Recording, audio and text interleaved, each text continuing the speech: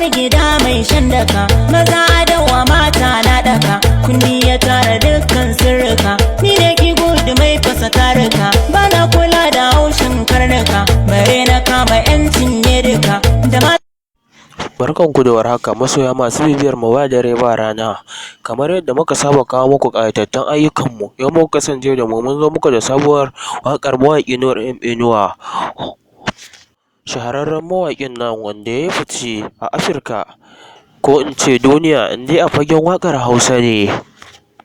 To ga kaɗan daga cikin wata waƙarsa da zai cire a album ɗinsa na 23, waƙa mai suna Mahadi. Mai dogon zamani, tabbas Nur M Inuwa mahadin ne babu ƙarya, amma duk ku ci gaba da kasancewa da mu yanzu domin jin duk abin da ya dace a cikin wannan sabon album ɗin nasa da zai zo a shekara ta 2023 wato 2023.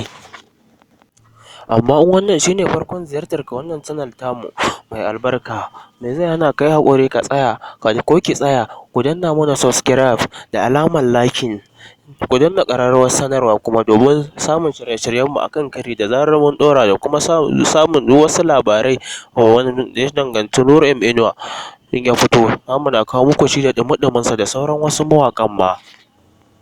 Mun gode da kasancewa da mu, amma dai muna ƙara roƙo ku yi haƙuri ku danna mana subscribe ku kuma danna mana liking, domin liking ɗinku shi ke ƙara baza bidiyon a YouTube. Mun gode. Ku shaƙata da wannan. Turmin tsakar gida mai shan daka, maza dawa mata na daka, kunni ya tara dukkan sirrika, ni ne ki gudu mai fasa tarika, bana kula da haushin karnuka, bare na kama yancin ne duka.